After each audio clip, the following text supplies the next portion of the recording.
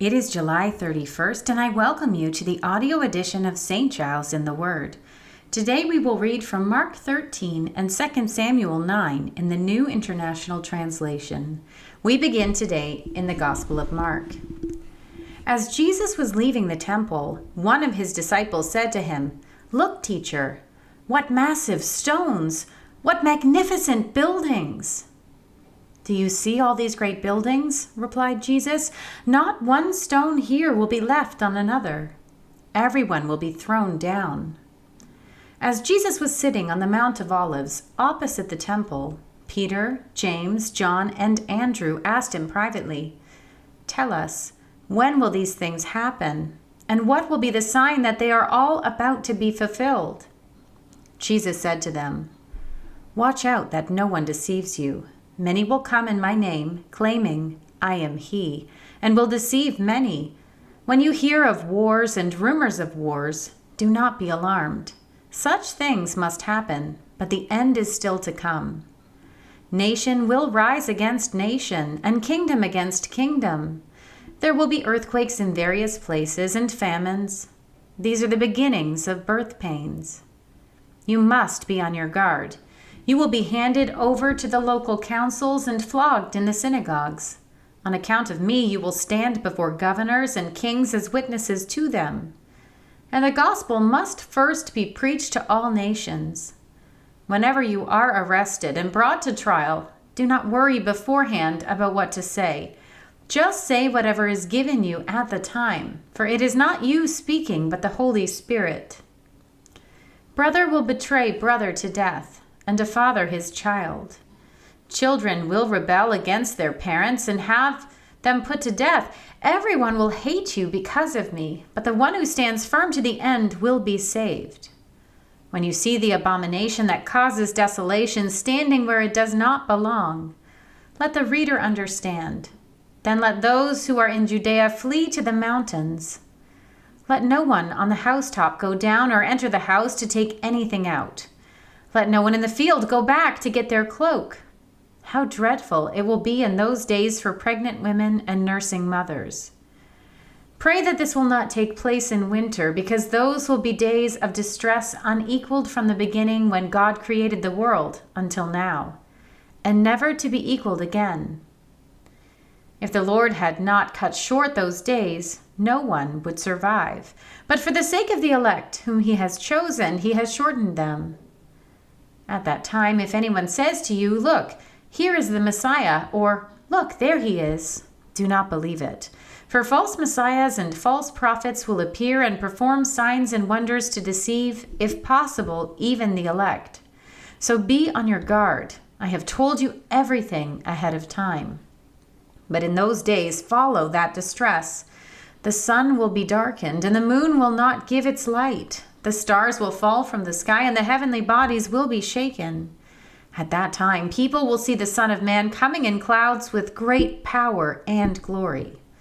And he will send his angels and gather his elect from the four winds, from the ends of the earth to the ends of the heavens.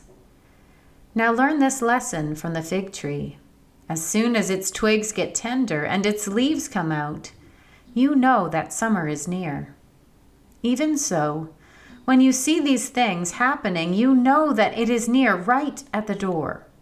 Truly, I tell you, this generation will certainly not pass away until all these things have happened. Heaven and earth will pass away, but my words will never pass away. But about that day or hour, no one knows, not even the angels in heaven nor the Son, but only the Father. Be on guard, be alert. You do not know when that time will come. It's like a man going away. He leaves his house and puts his servants in charge, each with their assigned task, and tells the one at the door to keep watch. Therefore, keep watch, because you do not know when the owner of the house will come back, whether in the evening or at midnight, or when the rooster crows, or at dawn. If he comes suddenly, do not let him find you sleeping. What I say to you, I say to everyone, watch. We turn now to 2 Samuel. David asked, "Is there anyone still left of the house of Saul to whom I can show kindness for Jonathan's sake?" Now there was a servant of Saul's household named Ziba. They summoned him to appear before David, and the king said to him, "Are you Ziba?" "At your service," he replied. The king asked, "Is there no one still alive from the house of Saul to whom I can show God's kindness?" Ziba answered the king, "There is still a son of Jonathan. He is lame in both feet." "Where is he?" the king asked. Ziba answered, "He is at the house of Machir, son of Ammiel, in Lo-debar." So King David had him brought from Lo-debar, from the house of Machir, son of Ammiel.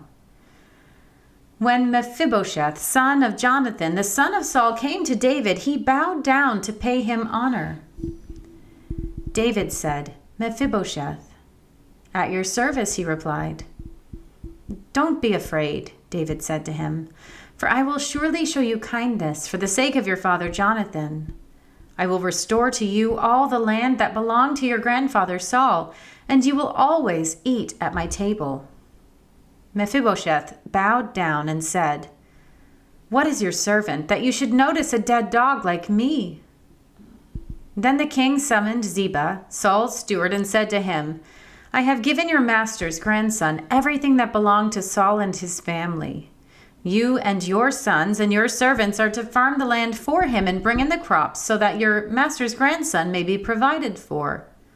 And Mephibosheth, the grandson of your master, will always eat at my table." Now Ziba had 15 sons and 20 servants. Then Ziba said to the king, "Your servant will do whatever my lord the king commands his servant to do."